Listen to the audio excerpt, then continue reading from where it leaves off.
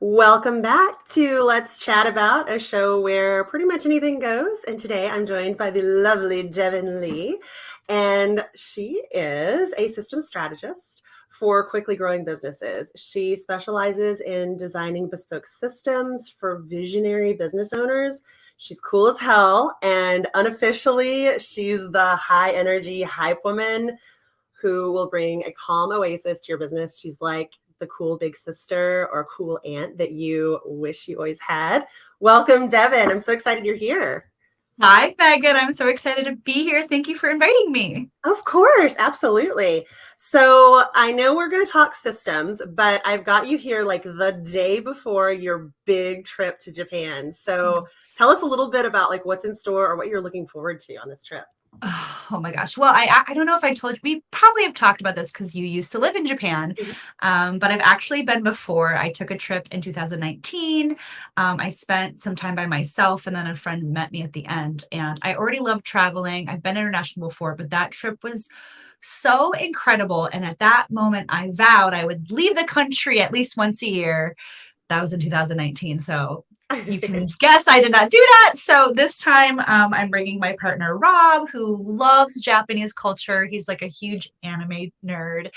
And so he needs to go. And then we're bringing 5 other friends. So I am beyond excited.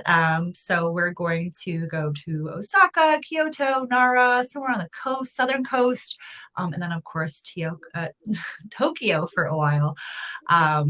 Yeah, and I'm beyond jazz, and it's the first time in many years, actually the first time since the last time I left the country that I'm taking work off completely for 2.5 weeks. I love that so much. And I love your email about email bankruptcy. So talk to me about this and how it plays into like the larger systems of your business. Yes. Okay. So I obviously did not invent the concept of email bankruptcy. I heard about this probably like 5 or 6 years ago. And I have been wanting to do this ever since. So the idea is that while you are away on vacation, when people email you, your autoresponder just tells them, hey, when I get back, I'm archiving my emails. So you need to schedule an email to send. I'm not reading this. And the reason for it is we all know we go on vacation. When we come back, there's that first day that is just sifting through all the communications. It takes forever. And like most of the emails, you don't even need to read. Honestly. You really don't. And so, this is kind of a two-parter. One is I obviously need to prep everyone around me. All of my clients know what's going on and they are taken care of. I have a friend let me borrow her VA for one little project that I just need like a check-in. Anyone that has a proposal, like any leads I have or proposals out, they are well aware. I am following up nonstop. Like, hey, today is the last day for questions. Otherwise, it's gonna have to wait. Yeah. And so I'm just setting everybody up. Everyone in my group program knows. So that part is in place. And then my autoresponder, like I said before, it lets people know what's up. It gives them links to how to schedule an email. And most importantly, and I have this in my newsletters as well, there is a link to schedule a sales call with me. So in my dream world, people trying to email me to work with me get the autoresponder and then just schedule a sales call. So I'm hoping to come back to a bunch of sales calls. I love that. I also really felt supported as somebody that is a subscriber and, we chat a lot, right?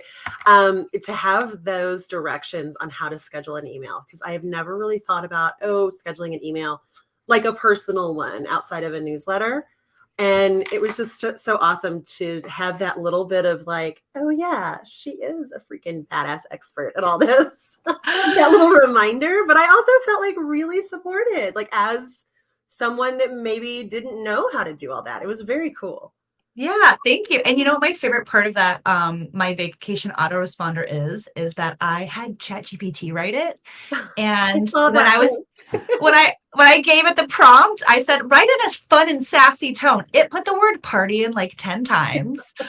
I barely had to edit it. I just threw in a few emojis, did a little formatting. And yeah, and like you said, like, yeah, the main focus of it is to create a system and boundaries for myself while I go on vacation, but also it's letting people know know how I work, that I'm on top of it. And also giving them something they can now learn how to schedule emails. They can also use email bankruptcy. So I'm getting a lot of value out of claiming email bankruptcy. Oh yeah, no, I'm totally going to use it next time I'm out of town. So Please I don't do. tend to take like the 2-week vacations, but when I do, yeah, it's happening. That is so much fun. And yes, and knocking on wood for all of those sales calls that I hope you come back to. That would be amazing.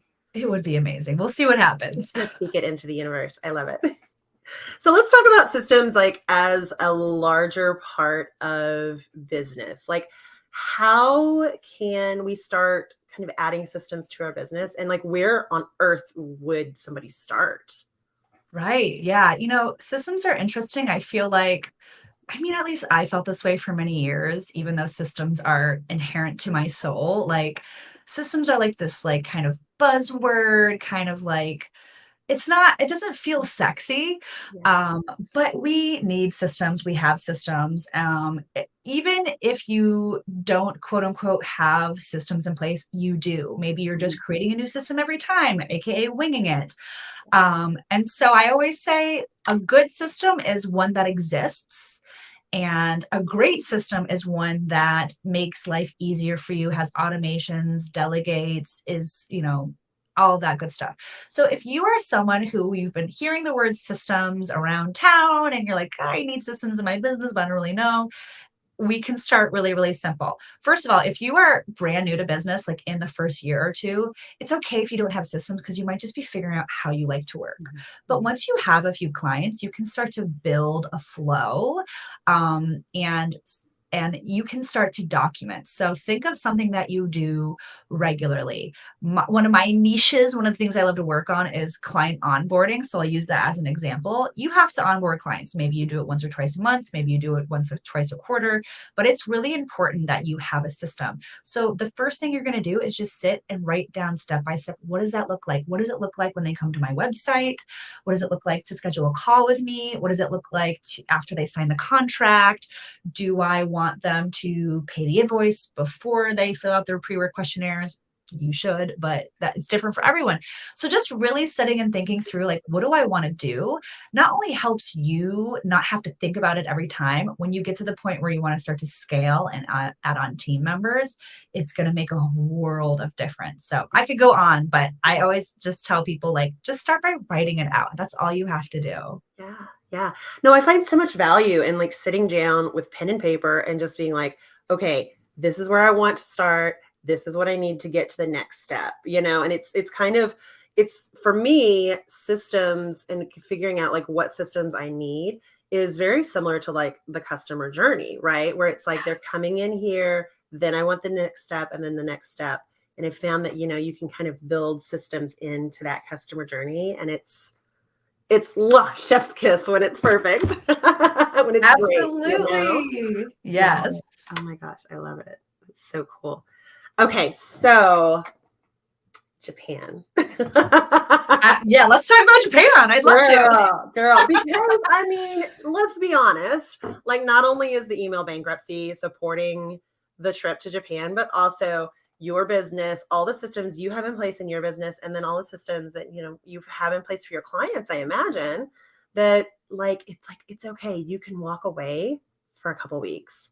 Yeah. I have one client who is doing a Dubsado VIP day with me. Shout out to my Dubsado VIP days, which this is very meta because my Dubsado VIP days, the focus is around that client journey and that client experience. And the reason I love Dubsado is because you can automate every piece of that journey. So my Dubsado is set up so that once someone pays the invoice, they automatically get the onboarding email with all of their pre-work questionnaires. And then once those pre-work questionnaires are done, you automatically can schedule your VIP day and so on and so forth. It's all automated up until the day where I need to actually do the VIP day.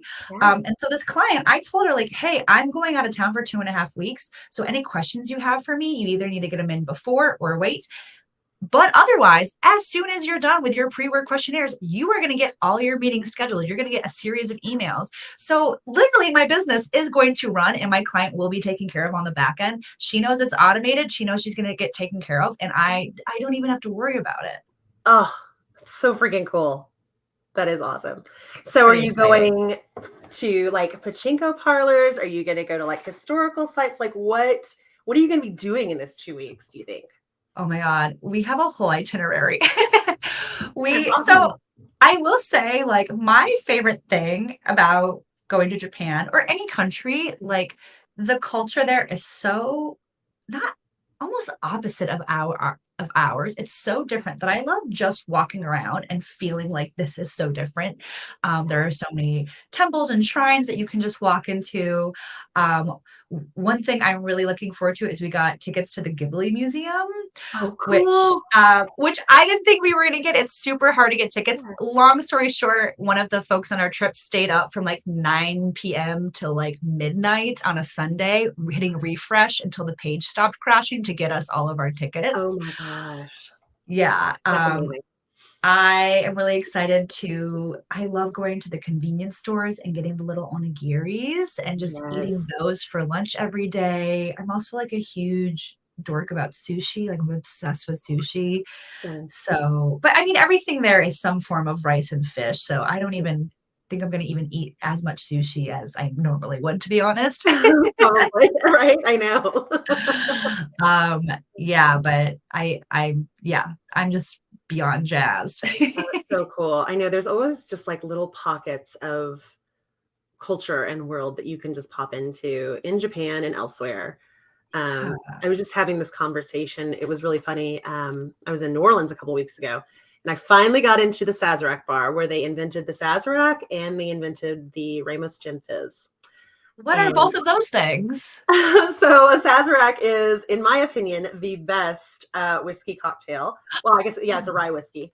And they wash the glass with absinthe and it's got bitters and it's kind of like a spicier, almost boozier old fashioned. Ooh, I And have to then try I this. know it is so good. It's like my favorite drink. And then a Ramos Gen Fizz is that one that's like in the really tall glass that has like the fizzy stuff at the top. You've probably Yeah. seen pictures. I haven't actually tried it because I'm not a huge gin person, but Mhm. they were invented there. And I was just like, oh my gosh. So the bartender was like, well, where all, have you gone already? And I'm like, we just pop into places like, and we try to get off the beaten path. And one of my favorite things to do when I lived in Tokyo was to go to truck stops. And like, it sounds like Buc-ee's, but it's not, right? Have you ever been into a truck stop? Oh, yeah, on many a road trip. But have you done one like in Japan?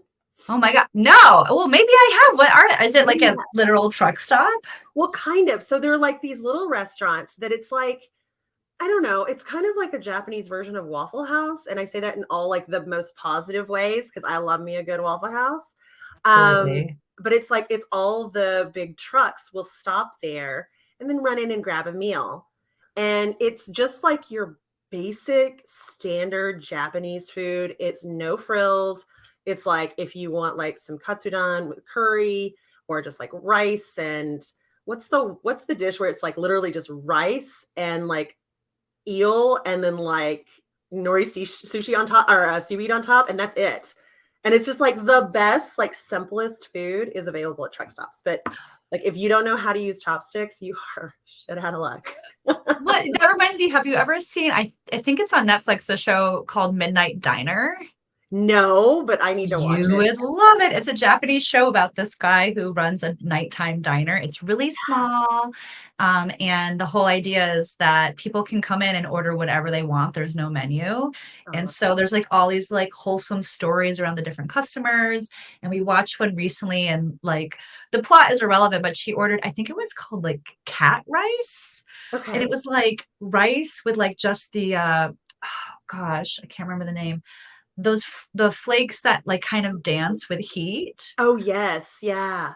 And Like like that's what she would order. It was like this whole thing around like just the simplicity of like and then her story and like it was crazy. But um, my partner Rob, when we travel, he is really good at he has like a I forget what it's called, those like witches sticks oh where you yeah, the find downhill. water. Yeah. He has that for like finding cool places. Like we'll just walk around and he'll go, I feel like we should just go this way. And so we really combine our strengths where I do all the research ahead of time and create like a list of potential places. And when we put them on a Google map, so like, okay, we're in this place. So we can see these are all the cool things in our area. And so I can do all that predetermined planning. And he's the one who's like, but also we should go down this street and find this interesting bar underground. And like, it's just like the adventurousness is really, really, it's a good combo. Yeah, it is. Well, okay, talk about being meta. You have your system in place that allows for all the flexibility, right? Yes. You're like, okay, we're here. We have all these options. I love that. I love being on vacation and having like one reservation per day so that if all else fails, we're going to go have dinner at, whatever place I've made the reservation. And it's great. And if things go differently, I can cancel it real quick and it's no big deal. Have you heard of the 3 different types of fun? No. What is this? Oh my God, you're going to love this. I learned this in my research, my like travel research this time around. It applies to everything, but I think it's the most relevant when traveling. So type 1 is like obvious, wholesome fun. Like we made a reservation for dinner. We went, it was fun there. We look back, we go, that was a fun time, just regular old fun. Type 2 fun is when things might go differently, maybe a little bit more spontaneous, where it might not be fun exactly in the moment, but it's so fun looking back. My favorite example is getting lost. Like, you might not want to get lost, but like that is the thing that makes the trip the most fun. And then there's type 3 fun where it's a little bit more dangerous and it might not be fun in the moment. And it probably isn't fun looking back, but like it is a good story. And so I think when you're traveling, you get into a lot of type 2 fun because you don't know what's going on. You don't know where you are. And you can prepare all you want, but does the type 2 fun is, I think, what makes traveling fun and also makes you grow as a person and also gives you the good stories. And then sometimes you like lean into type 3, but you don't want to go all the way to type 3 because that's where like you get kidnapped. Right. Yeah. But it's fun to think of it that way. Like, oh, things are going to go wrong in this trip and I cannot wait to see what happens. Oh yeah. Well, it's like, it's amazing. I still keep going back to New Orleans. I love it. My partner, Mike, and I actually were roofied in New Orleans several years ago. Oh my God. I'm amazed by the amount of people I know who have been roofied. It is terrifying. It's wild. Roofied twice, and both times it was actually by a bartender, which wrecks me because that's somebody you should be able to trust, right? Right. They're supposed to be watching over. Yeah. And it's a funny story to tell now because we stumbled back to our hotel together and took care of each other and had the worst hangover on Christmas Eve morning that I've ever had in my life. I would not wish that on anyone. And I remember like the greasiest burger. And I remember we had these like steak fries that are like the real thick cut that were like doused in like butter and garlic and salt. And it was like, this is the hangover for the dreams, right? Oh, I know. Yes. Right? Oh my goodness. But yeah, that's you both got roofied? What is the point of that? Well, so I got roofied, but we were drinking the same thing. Oh. And he's a lot better at it now, but at the time he would just pick up my drink and not realize it. So we literally, like, he went up to the bar to get it. He got the drinks, and we were up against a wall that had like a little bar top on it. So literally, I had my drink like behind me on the shelf, and I'm sitting here, and nobody came up to us. So it's not like somebody could have just been like, "Hey, what's up?" We had to be the bartender. It was crazy. You know, I had a speaking of roofie stories, type 3 fun stories is what's happening. I have a guy friend who he told me about some bar or something where I think he was like something along the lines of he had made friend with like a bunch of go-go dancers or some ladies who were entertaining and were very beautiful. And they kept getting free drinks, obviously, but they were like, we're working and also we don't trust any of these drinks. So he drank all of their free drinks and therefore got roofied. And he said he blacked out so much he like threw up a whole lollipop the next day. Oh my gosh. And I was like, man, like that is, you got free drinks and you like protected these women Dude, I at know. the Oh same my time. gosh. I Type know. 3 fun. I know. Well, that happened. Something very similar happened to a guy friend of mine. He was hanging out with one of his gal pals, and like somebody bought her a drink, and she just kind of took a sip and everything. She's like, "Oh man, this is just really hitting me hard tonight. I think I'm going to go home." Went home with her other girlfriend, and she was like, "Here, do you want this?" Because it was like a brand new whiskey on the rocks, and he's like, "Yeah, sure." And so he drinks it and realizes just a few minutes afterwards, he's like, he's like, Oh "I'm glad I got it and not no. her, but what the hell?" Yeah, it's tough. It is. This podcast interview has now turned into a PSA. Yes. Watch your drinks. Don't trust Don't trust anyone. anyone. It happens so often. I know. I know. And I mean, like, obviously, even at bars, like, just watch your bartender. Yeah. But I will say, and Don't know. you'll know better than me because you lived there, but Tokyo is so safe. Oh, yeah. I Yeah. feel like I would like when I was there by myself, like leave my purse open on a table and like walk to the bathroom. But I didn't drink when I was by myself because you never know about the tourists. That's the thing. Yeah. I mean, isn't that shitty, though? I It mean, is shitty. honestly. It's the other Americans I'm I afraid know. of. I know. But no, in Japan, like, it's a very, like, communal society, and like they watch out for each other's kids and each other's old people and all that, and it's just like you take care of each other in Japan. So Yeah. which It's I really think lovely to it see, is. to experience. It is. So you should be fine. Just stay away from the Americans that you don't know. Oh my Oh my God. gosh. Well, this has been awesome. I'm going to pop your URL up here. But tell us where people can connect with you, especially in a couple of weeks.